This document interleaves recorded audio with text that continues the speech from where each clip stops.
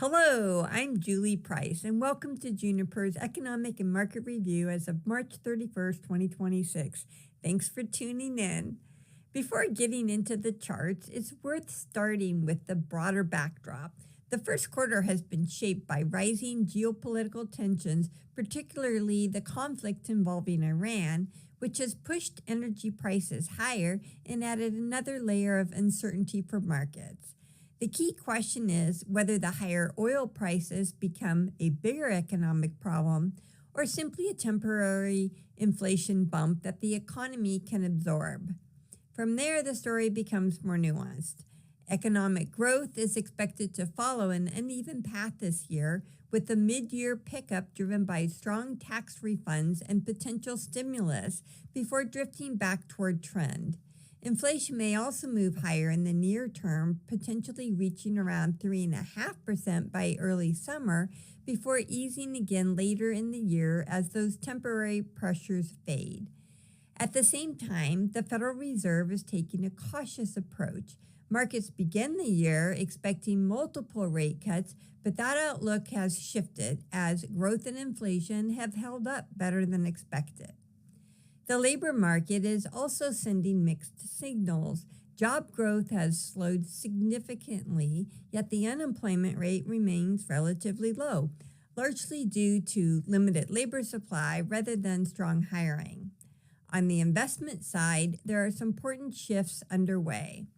U.S. large cap stocks, which have led the market for several years, are down year to date March 31st, while other areas like international markets and commodities have held up better. That raises an important question about whether leadership is beginning to broaden after a long period of concentration. And one quick note as you follow along in the next slides, I've added a short summary in blue text on the right side of each slide.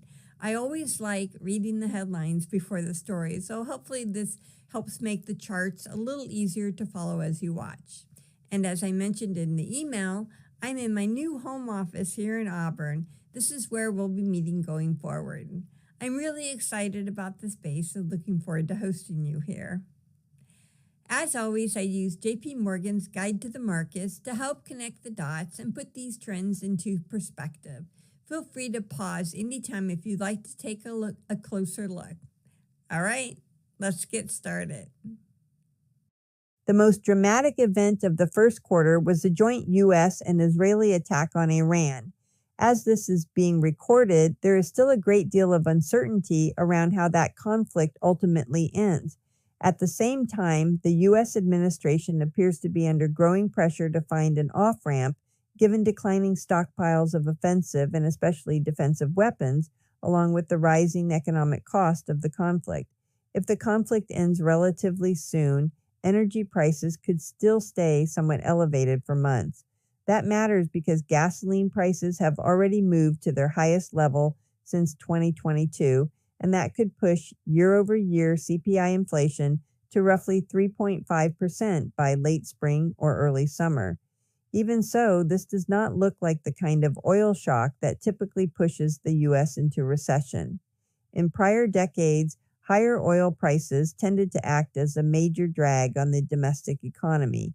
Today, the U.S. is a net exporter of oil, so some of the pain felt by consumers is offset by gains to domestic producers. The bigger issue is distributional. Lower and middle-income households spend a much larger share of income on gasoline and other energy costs than wealthier households. That means higher oil prices can make an already difficult affordability situation worse, crowding out spending on other basics and adding to a sour public mood heading into the election season. Data released in the first quarter offered important clues about the long-term outlook for the U.S. economy. On one side of the ledger are demographic headwinds, on the other are technological tailwinds. Starting with the positive, productivity or growth in real output per worker in gray in the non-farm business sector rose 1.8% in 2025. Output per worker has increased faster in this decade than it did in either the 2000s or the 2010s. A key reason is a sharp rise in capital spending on intellectual property and research and development, which should continue as companies race to take advantage of the AI build-out. The challenge is that labor force growth is slowing materially. A sharp decline in net immigration, combined with the continued aging of the baby boom generation, suggests the working age population is now shrinking. With the economy already close to full employment, that means future growth may need to come primarily from productivity rather than from a larger workforce. That is encouraging from an innovation standpoint, but it also places a ceiling on long-term growth. If productivity does not continue to improve, overall U.S. economic growth in the second half of the 2020s could struggle to stay much above 2%.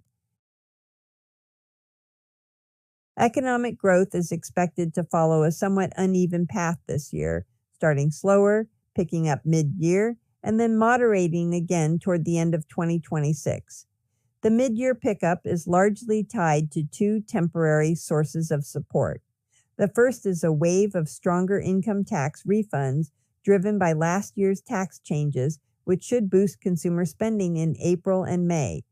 The second potential boost comes from so-called tariff rebate checks, which could provide additional stimulus over the summer if they are approved. However, this support may last for only a short time. If Democrats gain a majority in the House of Representatives in November, they would be unlikely to support additional unfunded tax cuts or spending increases that could be viewed as politically advantageous to Republicans. As a result, fiscal support could fade or even turn negative heading into 2027, leaving underlying growth closer to its longer-term trend and increasingly dependent on private sector investment, including continued spending on AI. The labor market continues to send a somewhat unusual signal. Benchmark revisions to the Establishment Survey and updated population controls in the Household Survey both point to very weak job growth. Payroll employment is up only about 0.1% over the past year, and household employment has actually declined modestly. Despite continued economic growth, job creation could stay lethargic in the year ahead, with payroll gains averaging only around 50,000 per month. Part of that reflects slower labor supply growth due to immigration policy changes.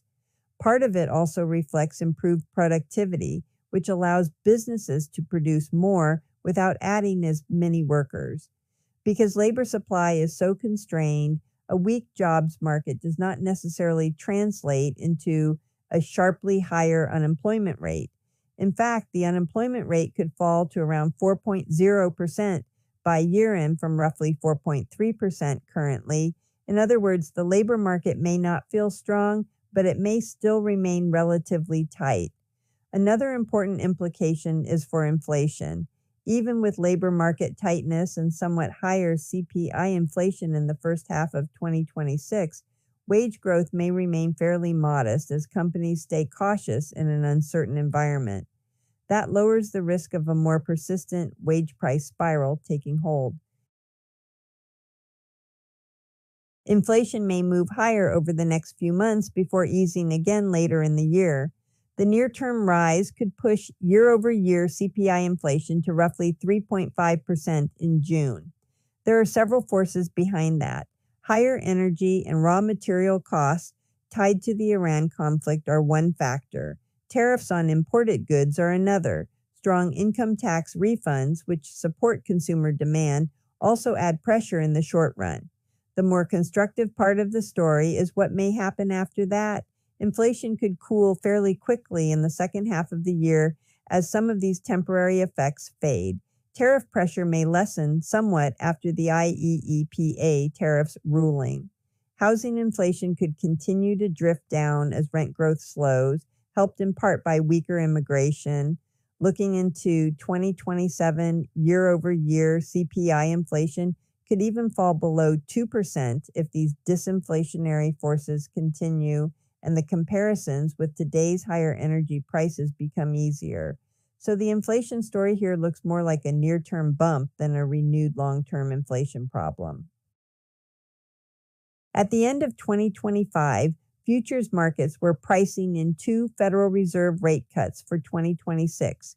Just 3 months into the new year, those expected cuts have largely disappeared and have been replaced by a small chance of a rate hike. That shift is understandable on the surface. Economic growth has held up better than expected, and higher oil prices have added to the inflation outlook. The Fed has also shown very little interest in responding to political pressure for easier policy. Still, market pricing may now be leaning too hawkish. The current expectation is not for a rate cut before December, but if both inflation and real GDP growth slip below 2% by year-end, the Fed could cut at its final meeting of 2026 and then potentially deliver additional cuts in 2027. So the key message is that the bar for easing in the near term remains high. But if growth and inflation both cool meaningfully, the path for rates could look more accommodative than markets currently assume. Bond yields rose modestly in the first quarter, likely reflecting the temporary inflation shock from higher oil prices, a worsening federal fiscal position, and somewhat more hawkish expectations for the Fed. Credit spreads also widened on recession concerns and perhaps from spillover worries tied to private credit. Even with somewhat higher yields, there is still not a strong case for making a major bet on either duration or credit. If the economy weakens, bonds could rally, but that rally may be limited by persistent inflation and large federal borrowing needs. On the other hand, if the economy avoids recession, today's still tight credit spreads are not entirely unreasonable. That is why a neutral stance makes sense here. Roughly normal bond allocations still look appropriate in this environment. Historically, a yield near 4.7% on the Bloomberg Aggregate Bond Index has been associated with about 4.7% annualized returns over the following 5 years. If inflation does fade later in 2026, those yields and forward return expectations look reasonably attractive. Not exciting, but reasonable. One of the major anomalies entering 2026 is the continued dominance of the largest companies in the S&P 500, both in earnings growth and in stock market performance. Much of that reflects the commanding market position of U.S. technology firms and the surge in enthusiasm and investment tied to artificial intelligence. Even so, stock prices for those companies have generally risen faster than their earnings, which has pushed valuations to elevated levels relative to both history and the broader market. Today, the top 10 companies in the S&P 500 account for close to 40% of the index's total market value. That level of concentration deserves attention. It does not necessarily mean leadership will reverse tomorrow, but it does mean investors are increasingly relying on a narrow part of the market to carry returns. For long-term investors, this is a good reminder that diversification still matters. Allocating more broadly across the market can help reduce the risk that economic, geopolitical, or company-specific shocks turn a mega-cap boom into a more painful bust. International stocks sharply outperformed U.S. stocks in 2025, helped not only by local market gains, but also by the tailwind from a falling dollar. In the first quarter of 2026, even with the dollar rallying, non-U.S. stocks still managed to edge out U.S. stocks.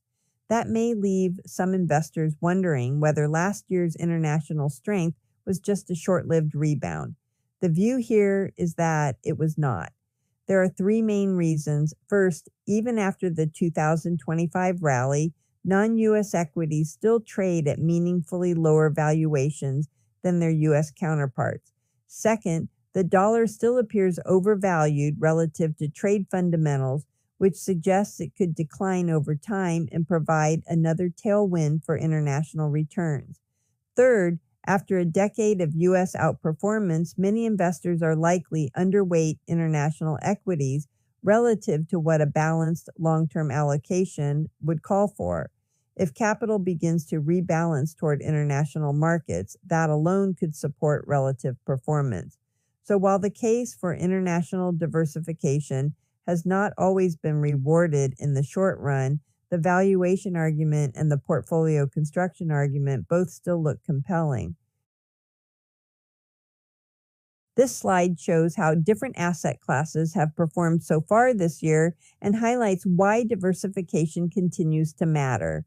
Year to date, returns have been mixed, with leadership shifting away from U.S. large cap stocks. Starting at the top, commodities are up 26.3% year to date, supported by higher energy prices.